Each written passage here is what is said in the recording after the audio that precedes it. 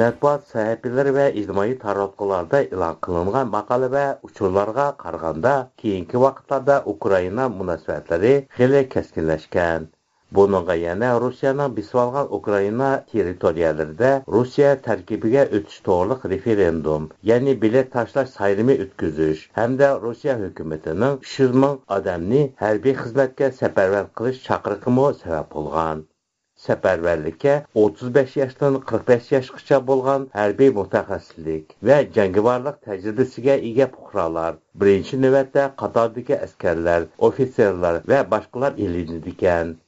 Ular məxsus hərbi hərəkət rayonuna əvətiliş aldıda qoşumça tayyorluqdan ötüdikan. Yenidən ilgilənən xəbərlərə qaraganda hərbi xidmətə səfərbər qilish çağırıqı münasibəti bilan Rusiya paytaxtı Moskvadan O'rta Osiyo mamlakatlarına boradigan yo'l haqqi keskin ko'tarilib ketgan.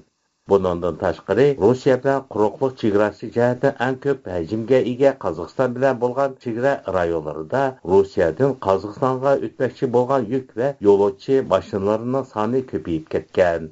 Hatta ba'zi Rusiya fuqarolari chegaradan piyoda o'tishga uringan vaqalarmi o'rin olgan. Bu xabarlar Rusiyaning Farg'ona va Interfax axborot agentliklarida e'lon qilingan. Yaqinqi kunlarda Moskvadan Markaziy Osiyo allari poytaxtlariga boradigan bilet bahosi keskin o'sdi va Qozog'iston doiralari rossiyaliklarning kirishini cheklamaslikka va'da berdi. Chegarada navbatlar to'plandi nomli maqollarda berilgan. Rusiyaliklarning Qozog'istonga kirib kelishi munosabati bilan Qozog'iston senati, ya'ni yuqori kengashining rahbari Mavlin Ashimbayev bildirish e'lon qilgan. Uningda Rusiyaliklarning Qozog'istonga kirib kelishiga cheklama qo'yilmaydiganligi, ammo barliq rasmiyatlarning tegishli hujjatlarni topshirgan holatda o'rinlanadiganligi va'da qilingan. Mutaxassislarning aytishicha, buning barligiga Rossiyaning mushu yilning boshlarida Ukraina territoriyasiga besib kirib, harbiy harakatlar elib berishi sabab bo'lgan.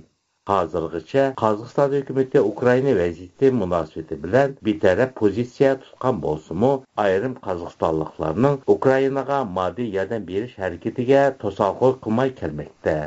Ukraina vaziyati sababidir bugungi kunda Rossiya va O'rta Osiyo Cumhuriyatlari orasidagi munosabatlar qanday taraqqiy etyapti? Buningga munosabatlik Xitoy qanday pozitsiya tutyapti? Bu jihatda Uyg'urlar masalasi qanday ahvolda? Qozog'istonlik siyosatshunos G'olim Agaliyev apandi Ukraina vaziyati munosabati bilan Qozog'istonning ig'ir ahvolga qolganligini bildirdi. U Qozog'istonning Rossiyaga nisbatan taqboliq pozitsiya tutib turganligini, sababi bir tarafdan Putinning g'azabiga duch kelishdan ehtiyot qilsa, ikkinchi tarafdan G'arbning embargolaridan cho'chiydiganligini ilgari surdi. U mundaq dedi: То высказывание по поводу ДНР и ЛНР, оно было очевидно. Qozog'iston Donbass xalq jumhuriyati va Luganskiy xalq jumhuriyati to'g'riliq taxminlar paydo bo'lgandimi va hozirgi kunga qadarmi bu jumhuriyatlarni e'tirof qilmaydiganligini bildirib kelgan edi. Shu sababdan bu masalada Rossiya tarafdan biror xavf kelmadi. Ammo shundaqdimi Qozog'iston rahbari To'qayev Rossiyadan yiroqlashishni qo'lga keltirsa-mu, Rossiya uchun yaxshiliklarni qildi. U Rossiyaning embargolarga uchrasa-mu, Yevropadan, Amerikadan tovarlarni Qozog'iston orqali kirib kelishiga mumkinchilik yaratib berdi. To'qayev Rossiya siyosatchilarining Qozog'iston territoriyalariga ko'z solib, ularni Rossiya tarkibiga kirgizish to'g'riliq fikrlarni qilayotgan bo'lsa-mu, buni barligini savirlik bilan qabul qilyapti. U bu munosabat bilanmi rasmiy fikr qilmay kelyapti.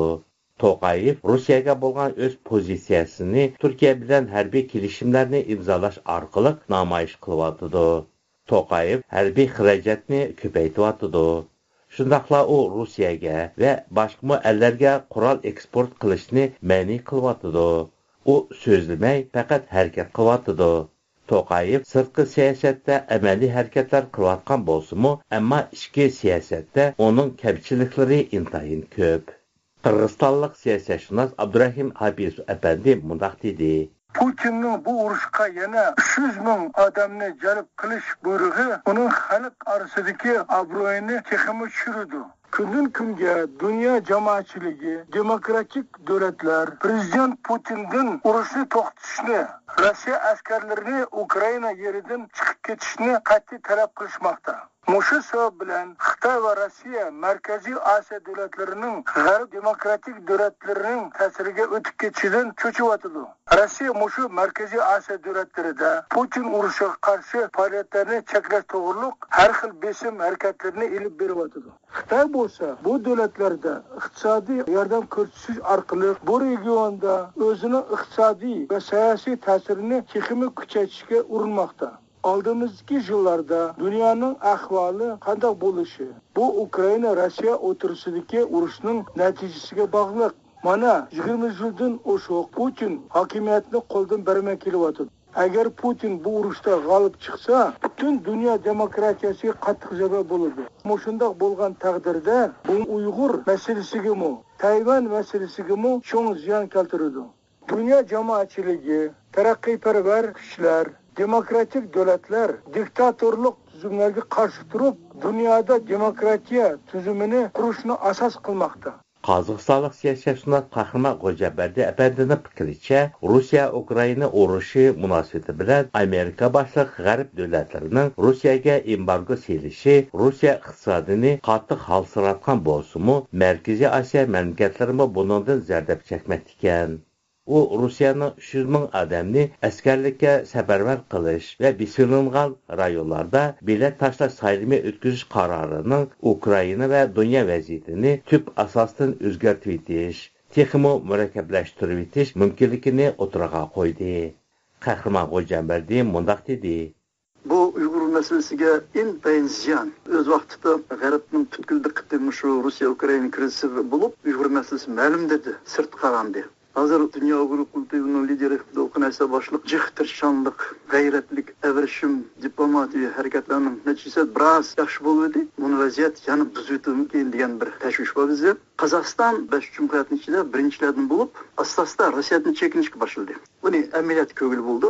Mana rasmiy yaxshi xo'p bo'lgani bilan bu aniq. Ma'lum darajada G'arbga yuzlandi. Buni bugungi bizning prezident Qosim-Jomart To'qayevning Birlashgan Davlatlar Tashkilotidagi oliy yig'inida so'zidan baqil bo'ldi. Ama bir xatarlik var. Bu Xi Jinping'in 14 sentyabr Astana'ya gelişinde Kazakistan intayin yüksek karşı aldı, ordenlerini verdi ve bunun içki taşkı siyasetini kollaydığını bildirdi. Bu teşvişinden yani Kazakistan Rusya'dan çekilip ameliyatta Xitay'a yakınlık geçişi mümkün. Bu biz için intayin xatarlik ahval. Qahramon Xo'jaberdi yana Ukraina vaziyati munosabati bilan Rossiyaning Markaziy Osiyodagi ta'sir doirasi dachalayotgan bir paytda Xitoyning bu vaziyatdan foydalanishga tirishadiganligini tushuntirdi.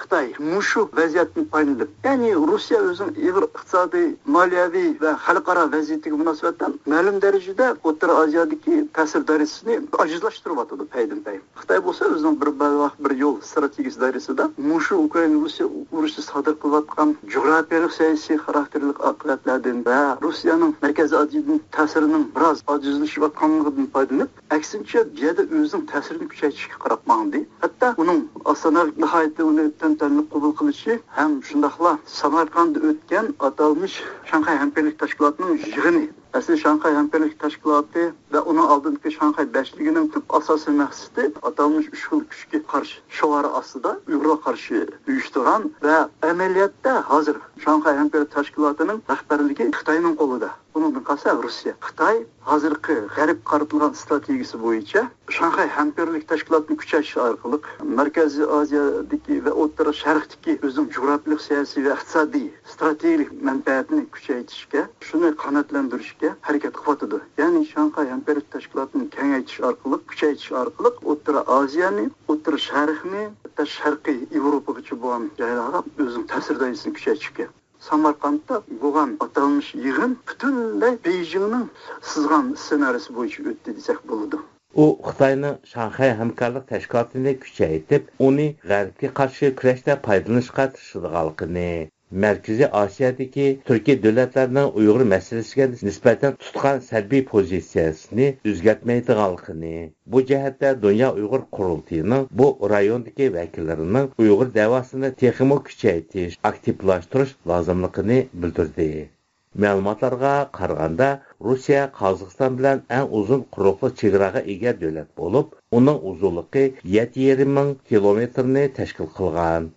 Rossiyaliklarning Qozog'istonga sayr qilish va ish maqsadi bilan hatto ishki pasportlar bilan kirishi cheklanmaydigan bo'lib, ular mamlakatda tizimlatishsiz 30 kun, tizimlatish bilan 90 kungacha turilaydi ekan. Bu programmani Almutadan Oygan tayyorladi.